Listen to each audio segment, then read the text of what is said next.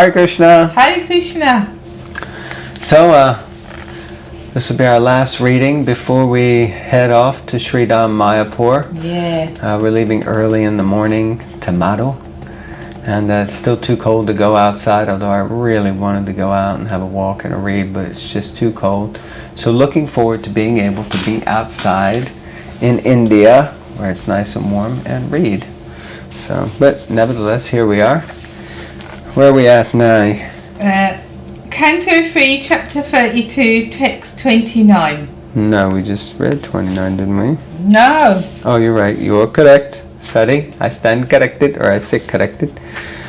Om Namo Bhagavate Vasudevaya. Om Namo Bhagavate Vasudevaya. Om Namo Bhagavate Vasudevaya.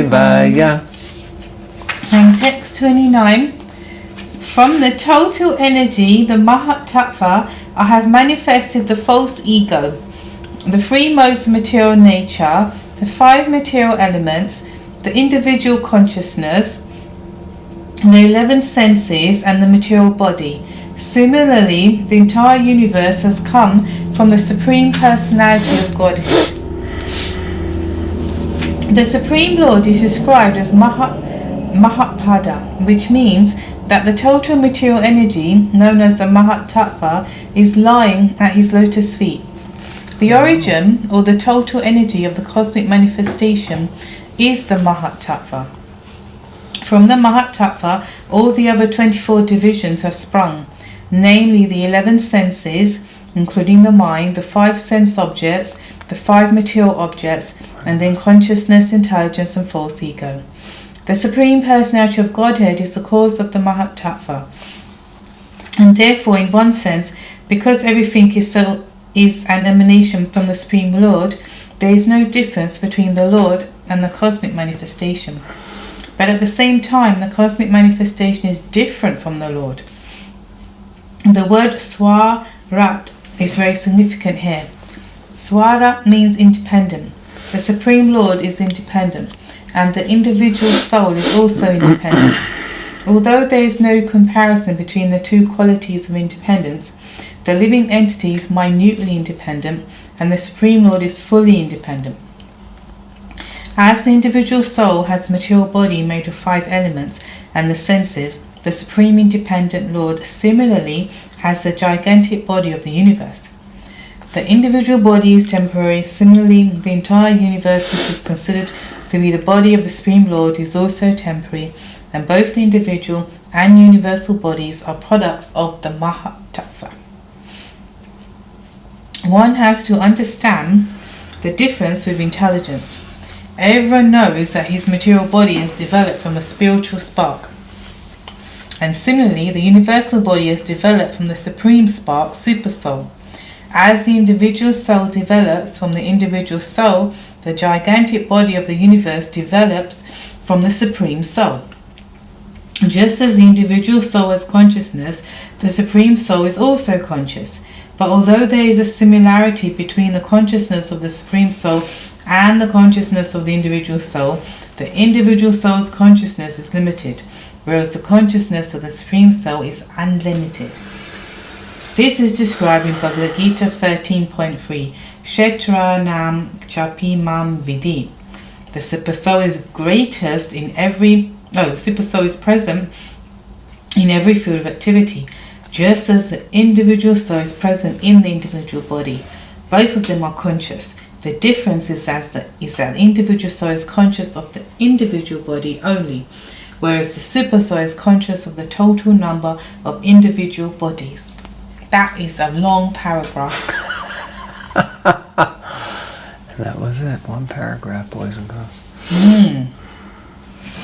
But yeah, logical that if you are conscious of what's going on in your body, then surely the Supreme Person is conscious of what's going on in his universal body. So whether that's as far away as Timbuktu or just Aldenham. It doesn't matter. The material energy, or even on another planet, as it were, you know? It means just like if you, sorry.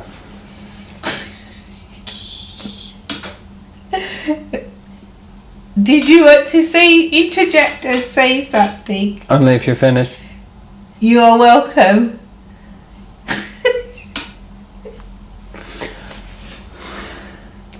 Just like if you know, even though we often experience ourselves as being somewhere around here, but, if we're a little philosophical, we might say we're here.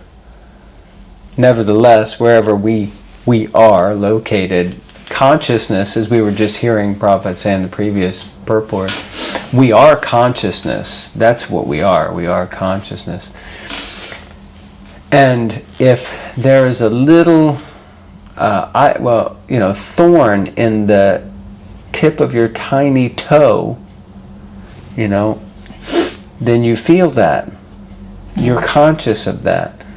Or if you get like a hangnail or something in your finger that's, all the way at the end of your hand, or even something on your back you can't see, So, you become aware of it. Now, of course, things can be going on that you're not consciously aware of. But I like that, your point being that if we're aware of what is going on in our body, then Krishna, because it's his body, universal body, then he's also aware of what's going on. Yeah, very nice point. Did my interjection interrupt your projection? Okay. It reminded me of one quote that was said today. Srila Prabhupada explaining how the movement, as he has, ISKCON is his body. Mm-hmm. And then he was explaining to his disciples, but I've divided this body up. So you do, you have that, you have that, you have that, you have that, service-wise. And then he was saying, but and it's like a father dividing his wealth up.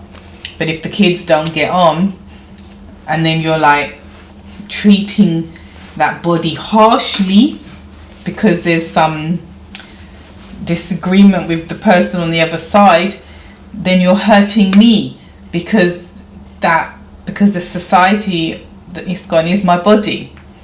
So through your treating it badly, your area badly, whether that's the foot part, metaphorically speaking, or the leg part, you're hurting my body. Prabhupada said. Yeah, so just get on with each other. You're hurting my body, so. And where did you hear that from? That was a quote from Srila Prabhupada. I read it today, and one senior devotee shared it. I have to find it.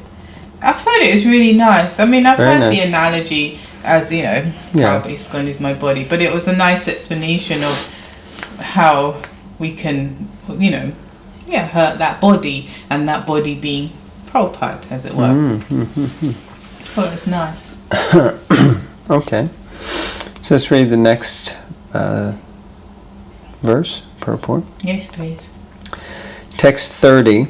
This perfect knowledge can be achieved by a person who is already engaged in devotional service with faith, steadiness, and full detachment, and who is always absorbed in thought of the Supreme. He is aloof from material association. I mean, that's a pretty tall order there. Already engaged in devotional service. Okay. With faith, that adds some qualification, because faith is of many, many types. But yeah, Kanishta faith, Madhyama faith, and Uttama faith. But steadiness, okay, that means you're at Nishta, you're steady. Full detachment, it doesn't just say detached, it says full detachment, so that means you're not attached, or you're attached. So it's I'm fixed, and attachment is, so it's Nishta, Ruchi, and then Asakti, which means I'm very attached, fully attached to Krishna, which means I'm naturally detached from the material energy, and who is always absorbed in thought of the Supreme. That's pretty high level. Okay. He is aloof from material association. Well, yeah, I guess so. You know. Okay, so we're all, well, not all, but me at least, is definitely working towards that. Purport. The atheistic mystic practitioner of yoga cannot understand this perfect knowledge. Only persons who engage in the practical activities of devotional service in full Krishna consciousness can become absorbed in full samadhi. It is possible for them to see and understand the actual fact of the entire cosmic manifestation and its cause. It is clearly stated here that this is not possible to understand for one who has not developed devotional service in full faith. Let me read that again. It is clearly stated here that this is not possible to understand for one who has not developed devotional service in full faith. The words samahitatma and samadhi are synonymous. So basically it means you have to be in samadhi, which is full absorption in Krishna. So it's quite a high level. Yeah. So it seems like, you can understand why Arjuna mentions to Krishna in the Bhagavad Gita, that's like, okay, but this is quite a tall order you're asking of me, Krishna. You're asking of the living entities to become fully absorbed in you.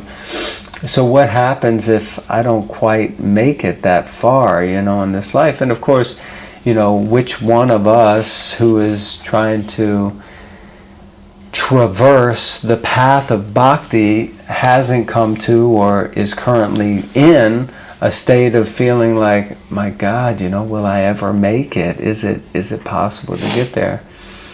It's like anything, like a marathon, in the beginning you start running and you're like, I'm going to make it. What is it, 26.2 miles? Yeah. Like, yeah. Then after 5 miles, you're like, okay. Well, no, good. If you train properly, you ain't going to feel like that. But even 10 miles, it's interesting because like that, with anything that takes some time, there may be a genuine enthusiasm in the beginning, but then that enthusiasm will wane somewhere in the middle. But then you kind of transcend that, and you get to a point, maybe it's around the 18 or 19 or 20 mile mark, maybe it's a little later, where you're like, somehow the mind and the body, but led by the mind, I think primarily, comes to a point where it's like, it's only a little bit further to go now. Yeah. Up to 20 miles. Yeah, it's 10k, and having ran the London Marathon, I can explain that. Yeah, you do get to 20 miles, and that is where if you train properly, you can get 20 miles. But for sure, when you get to 20 miles, you're home and dry. And I was reading that in my training. I thought, I don't know what they're talking about. But you do get like that because it's only 10k. 10k is 6.2 miles. And if you've done somehow 20, you conquer that mind, and but then you gain enthusiasm. So the point being, in bhakti, let us take faith in the fact that the goal is achievable. There are times and points along the way which we will feel like, my God, it's out of reach. Will I ever get to it? But actually, we have to genuinely just keep going. Just keep going. That's it. In good times, bad times, it doesn't matter. Just keep going. And success will eventually be there. But it will take time. It's not something that's going to happen overnight, 6 months, a year. What happened? I should be a pure devotee by now. And you are a pure devotee in practice, just not a pure devotee in perfection. Yeah, but I think it's important, like you use the analogy of the marathon. Like, I knew where I was going. I had a training plan, and so I knew how to achieve the goal. So in the same way in bhakti, we should stay in the fire, as it were, and we should keep going, but we should regularly read and hear from devotees and associate, because then you know how to keep going and to see the progress one should be making, as it were. And because otherwise powerful. You can be running in the dark, literally, as it were.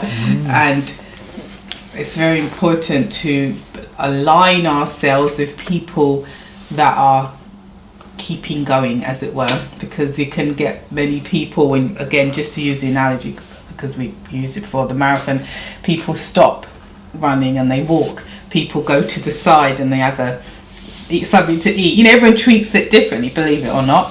But I want to get to the end, and I want to get to the end in this race, as it were.